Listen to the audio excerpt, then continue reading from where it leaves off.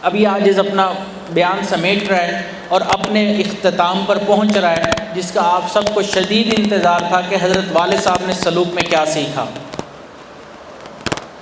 تاکہ ہمیں پتہ چلے کہ ہمارے مشائخ نے کتنی محنت کی، ہمارے شیخ نے اس سلوک کو سیکھنے میں کتنی محنت کی۔ اب حضرت والد صاحب کا بیان میں تذکرہ نہ ہو اس عاجز کے، نہ عاجز کو مزہ آتا ہے نہ آپ کو مزہ آتا ہے۔ آتا ہے؟ آوازیں کم آئی ہیں، لگتا ہے آتا ہے۔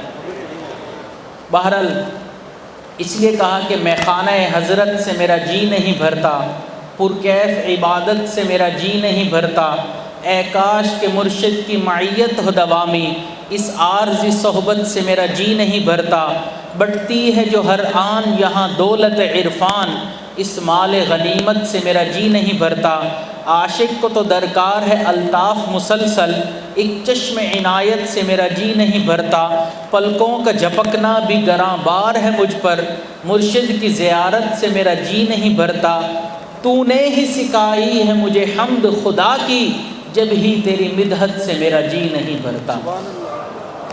تو حضرت والد صاحب فرماتے ہیں کہ جب میں حضرت سید زوال حسین شاہ رحمۃ اللہ علیہ سے بیعت ہوا تو وہ کراچی میں تھے اور ہم پنجاب میں، تو سال میں ایک ملاقات ہوتی تھی، وہ بھی مسکین پور شریف کے اجتماع میں۔ حضرت شاہ صاحب وہاں تشریف لاتے تھے تو وہاں ملاقات ہوتی تھی، اور پھر وہ ایک سبق ہمیں دیتے تھے، اور ہم پھر پورا سال اسی ایک سبق پر مراقبہ کرتے تھے، یعنی کہ پورے سال میں ایک سبق ملا۔ فرماتے ہیں کہ بستر کے اوپر لیٹنا یہ تو شادی کے بعد نصیب ہوا، جب ہم شادی سے پہلے کنوارے تھے، شادی نہیں ہوئی تھی، پوری رات مصلے پر مراقبے میں ہی نیند پوری کرتے تھے اور سلوک میں ہی بیٹھے رہتے تھے۔ یونیورسٹی کے ٹائم میں بھی یہی ترتیب تھی، اتنا مراقبہ کرتے ہیں۔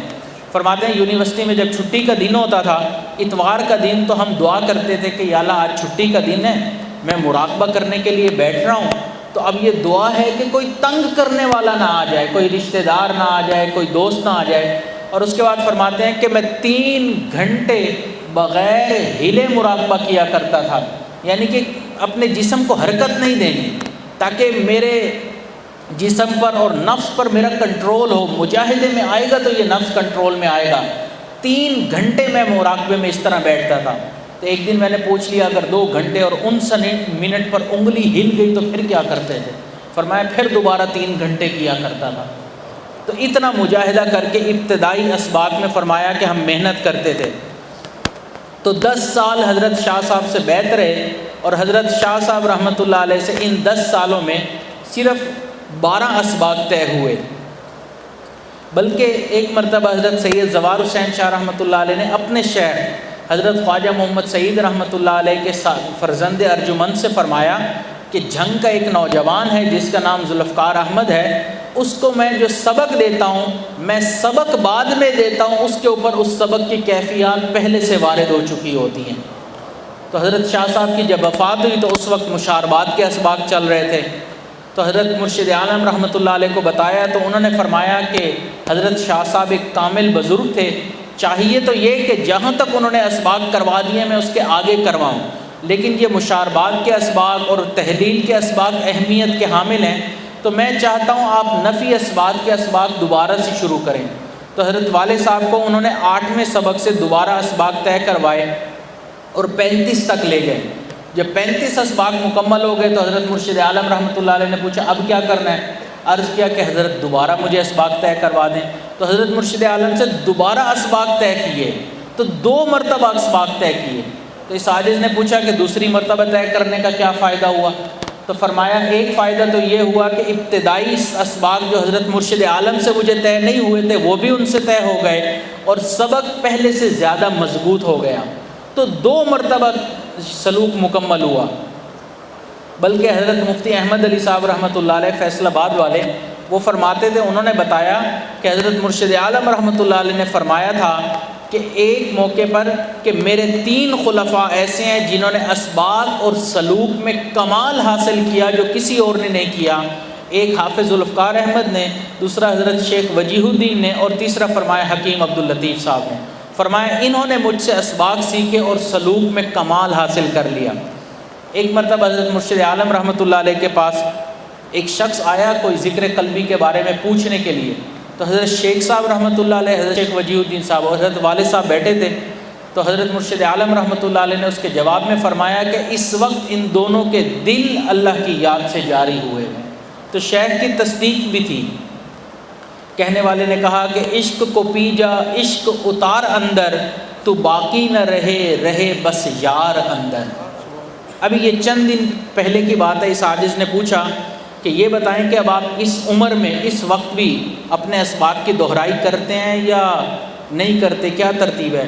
فرمایا بچہ اس وقت اس عمر میں بھی روزانہ اپنے 35 اسباق میں کرتا ہوں، روزانہ کی بنیاد پر 35 اسباق پر مراقبہ کرتا ہوں۔ آج تو ہکا بکا ہی رہ گیا کہ ہم سے تو مراقبہ نہیں ہوتا، وہ روزانہ 35 اسباق پر اب بھی مراقبہ کرتے ہیں۔ اس لیے عرض کیا کہ عشق کرنے کا ارادہ بالکل نہ تھا، بخدا عشق ہو گیا تمہیں دیکھتے دیکھتے۔